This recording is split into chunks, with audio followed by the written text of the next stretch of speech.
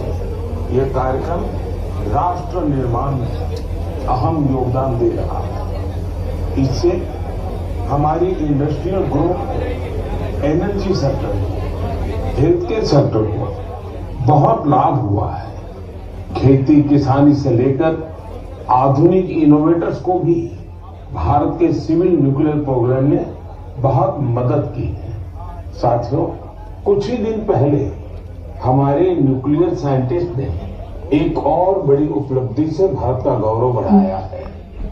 तमिलनाडु के कलपक्कम में fast breeder reactor ने क्रिटिकलिटी हासिल कर ली है। दरअसल क्रिटिकलिटी वह स्टेज है जिसमें रिएक्टर पहली बार self sustaining nuclear chain reaction में सफलता हासिल करता है। इस स्टेज का मतलब है रिएक्टर का ऑपरेशन फेज में पहुंचना। भारत की न्यूक्लियर एनर्जी जर्नी में एक ऐतिहासिक माइलस्टोन है। और बड़ी बात यह भी कि परमाणु रिएक्टर पूरी तरह स्वदेशी तकनीक से निर्मित है। साथियों, इसे ब्रीडर रिएक्टर क्यों कहते हैं, इसके पीछे भी एक वजह है। एक ऐसा सिस्टम है जो ऊर्जा के उत्पादन के साथ साथ भविष्य के लिए नया ईंधन भी खुद ही तैयार करता है। साथियों, मुझे मार्च 2024 का वह समय भी याद है जब मैं कलपक्कम में रिएक्टर की कोल्ड लोडिंग का साक्षी बना था। मैं उन सभी को बधाई देता हूं जिन्होंने भारत के परमाणु कार्यक्रम में अपना अमूल्य योगदान दिया है। देशवासियों का जीवन बेहतर और आसान बनाने के लिए उनका यह प्रयास बहुत ही सराहनीय है। इससे विकसित भारत के हमारे संकल्प को भी एक नई ऊर्जा मिलेगी। मेरे प्यारे देशवासियों, मन की बात में आज मैं एक ऐसी शक्ति की बात करना चाहता हूं जो अदृश्य है, लेकिन जिसके बिना हमारा जीवन एक पल भी न चले। यही ताकत भारत को आगे बढ़ा रही है। यह हमारी पवन शक्ति है। हमारे प्राचीन ग्रंथों में कहा गया है, वायुर्वा इति व्यष्टि, वायुर्वै समष्टि, अर्थात वायु सिर्फ एक तत्व नहीं है, यह जीवन की ऊर्जा है, यह समष्टि की शक्ति है। साथियों, आज यही पवन शक्ति भारत के विकास की नई कहानी लिख रही है। भारत ने हाल ही में पवन ऊर्जा यानी विंड एनर्जी में बड़ी उपलब्धि हासिल की है। अब भारत का wind energy generation capacity 56 gigawatt से अधिक हो चुकी है। पिछले एक साल में ही करीब 6 गीगावाट नई क्षमता जुड़ी है। विंड एनर्जी में भारत तेजी से आगे बढ़ रहा है और दुनिया भी हमारी तरफ देख रही है। साथियों, आज भारत विंड एनर्जी कैपेसिटी में दुनिया में चौथे स्थान पर है। यह हमारे इंजीनियरों की मेहनत है, यह हमारे युवाओं का परिश्रम है, यह देश की सामूहिक इच्छा शक्ति का प्रतीक है।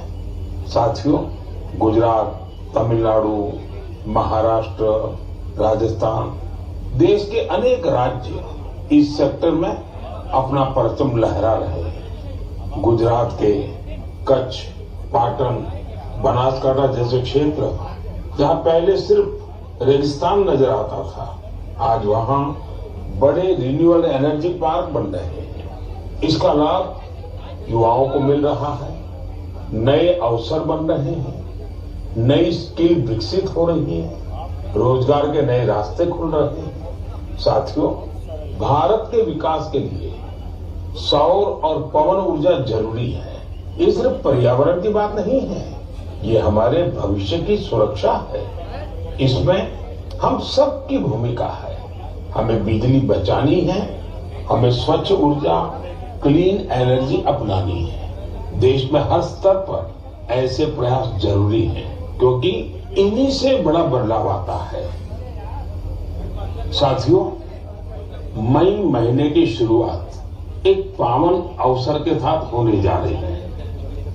के साथ मन की बात को सुनने का मोदी जी के इस अद्भुत लेकिन देश के साथ विविधता वाला देश विशेषता वाला अनेकता में एकता के साथ भारत का संपूर्ण दर्शन आधे घंटे के अंदर माननीय मोदी जी शुद्ध गैर राजनीतिक बातों के साथ अपने मन की बात में देश की सकारात्मक ऊर्जा भरने का काम करते हैं। हमने सबने देखा कि वो नॉर्थ ईस्ट के कई राज्यों से लगाकर उत्तर भारत में उत्तर प्रदेश में हाथियों से जुड़े हुए हाथी मित्र तक की बात करते हैं। हमें अच्छा लगता है कि एक तरफ वो पर्यावरण के साथ बात करते हैं, एक तरफ हमारे अपने नवाचार के साथ वैज्ञानिकों के आधार पर भी वो हमको दृष्टि देते हैं। मैं मान के चलता हूं कि मोदी जी का ये मन की बात का कार्यक्रम कई कारणों से हम सबको देखना चाहिए और लगातार मोदी जी ने जब से वो प्रधानमंत्री बने नॉन स्टॉप इसको एक तरह से सबके मन की बात को मन में उतार दिया। मैं बधाई देना चाहूँगा। आज मैंने यहाँ कई सारे हमारे युवा मित्रों के साथ इसको देखा भी है। मेरे साथ माननीय मंत्री नरेंद्र शिवाजी पटेल, हमारे जिलाध्यक्ष रविंद्र यति जी और इस अवसर पर हमारे महामंत्री राहुल कोठारी जी और हम सब ने मिलकर के इस मन की बात के कार्यक्रम को उसमें सुन करके भोपाल वालों के साथ इस रेस्टोरेंट में बैठकर आम जनता के साथ देखने का जो आनंद है, मुझे सच में अत्यंत प्रसन्नता हुई। और जब देखा कि ये धीरे धीरे आम समाज में चेतना का काम कर रहा है, मेरी अपनी ओर से बधाई।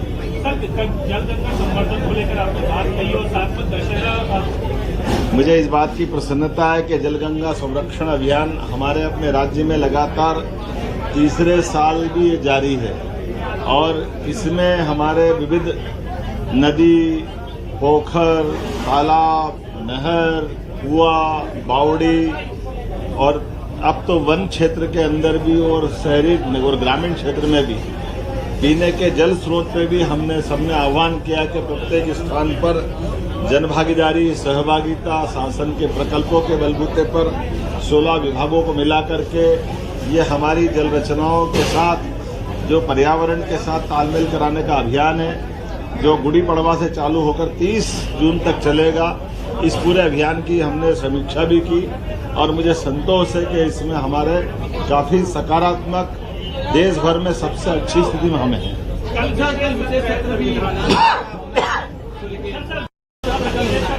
नारी सशक्तिकरण अधिनियम के खिलाफ कांग्रेस ने आजादी के बाद से आज तक जो नकारात्मक रवैया अपनाया है, उनकी नेहरू जी से लगाकर इंदिरा जी से लगाकर राजीव गांधी के बाद सोनिया गांधी के बाद राहुल गांधी और उनकी बहन प्रियंका गांधी।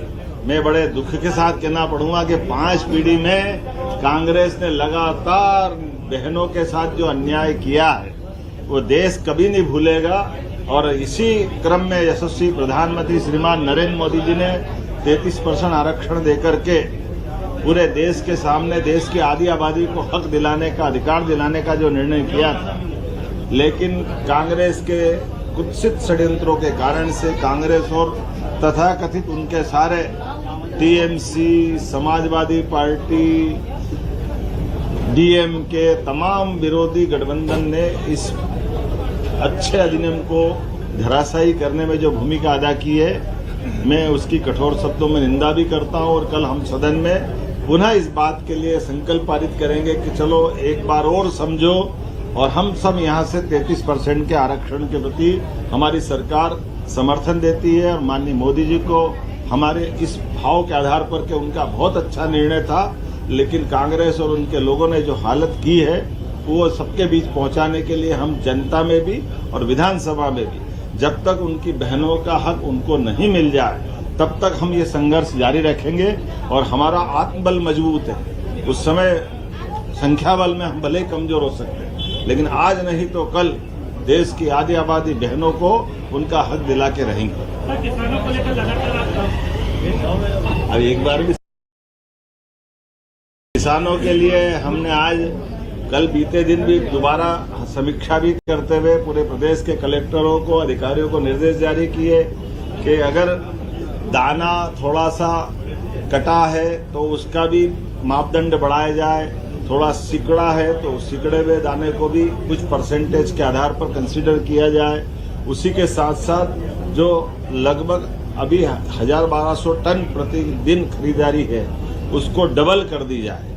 और अब हमारे सभी स्लॉट में सभी प्रकार के किसान भाइयों का, छोटे हो बड़े हो, किसी भी कोई भी श्रेणी को, सबको अपने खरीदी केंद्र पर जाकर के गेहूं बेचने की प्राथमिकता हमारे उपार्जन केंद्रों पर मिल रही है। और हमने कहा कि जो किसान भाई बहन हमारे अपने उस उपार्जन केंद्र पे आए, प्रशासन उनकी प्रॉपर चिंता करे और केवल गेहूं नहीं, हमारे लिए चना और मसूर की खरीदी भी चल रही है। इसलिए चना मसूर भी बराबरी से खरीदेंगे और आने वाले समय में जब उड़द तीसरी फसल के रूप में आएगी तो उड़द के लिए भी हमारी सरकार 600 रुपये क्विंटल का बोनस देकर के उसको खरीदने के लिए भी तैयार है। आइए हम सब मिलकर किसान कल्याण वर्ष में ये सारी किसान हितैषी घोषणा है जिनके आधार पर नीचे जमीन पे हम अपने किसानों को सिंचाई का रकबा भी बढ़ा रहे हैं, बिजली की सुविधा के साथ आगामी सीजन में दिन में बिजली मिले इस दिशा में प्रयास कर रहे हैं। कृषि आधारित फसलों के लिए भी प्रसंस्करण इकाइयों का, साथ में मंडी के उन्नयनकरण का, ऐसे कई सेक्टर में हम काम कर रहे हैं। मैं एक बार फिर आपके माध्यम से सरकार की प्रतिबद्धता बताता हूं और मैं बड़े दुख के साथ भी कहना पड़ रहा हूं। कांग्रेस के अध्यक्ष कहते हैं कि 2700 रुपया क्विंटल गेहूं नहीं दे करके 2625 रुपया दे करके बीज का पैसा आप नहीं दे के चोरी कर रहे हैं। अरे कांग्रेसियों, तुमने तो डाके डाले। 55 साल तक जिस गेहूं का भाव 1956 में 100 रुपये क्विंटल के आसपास था, जब आपकी सरकार रही तब आपने 2002-03 तक केवल 400 रुपये क्विंटल का भाव बढ़ाया। अरे 400 रुपये क्विंटल तो हमारी सरकार ने 2 साल में कर दिया। वो 2024 में 2250 का भाव था और आज हम 2600 खरीद रहे हैं और उस समय खुले बाजार में 2000 के नीचे गेहूं बिकता था। हमारी सरकार किसान प्रतिबद्धता के आधार पर भारतीय जनता पार्टी की सरकार ने बीते 2002-03 से लेकर आज तक लगभग 2000 रुपये क्विंटल का भाव अगर बढ़ाया है तो मुझे गर्व है हमारी भारतीय जनता पार्टी की सरकार ने बढ़ाया। साध्वी उमा भारती जी, माननीय बाबूलाल जी गौर, माननीय शिवराज सिंह जी चौहान, हमारे सभी पूर्ववर्ती मुख्यमंत्री और हमने सबने मिलकर न केवल गेहूं का दाम बढ़ाया बल्कि पीने का पानी से लगा करके खेती का रकबा भी सिंचाई सुविधा देकर के बढ़ाया। कांग्रेसियों को तो माफी मांगना चाहिए। न उनके राज में न बिजली मिलती थी, न पानी मिलता था, न फसलों के दाम मिलते थे। मैं एक बार फिर कांग्रेस से कहना चाहूंगा कि कुछ बोलने के पहले अपने अतीत के काले पन्ने को देख ले और जनता से माफी मांगे।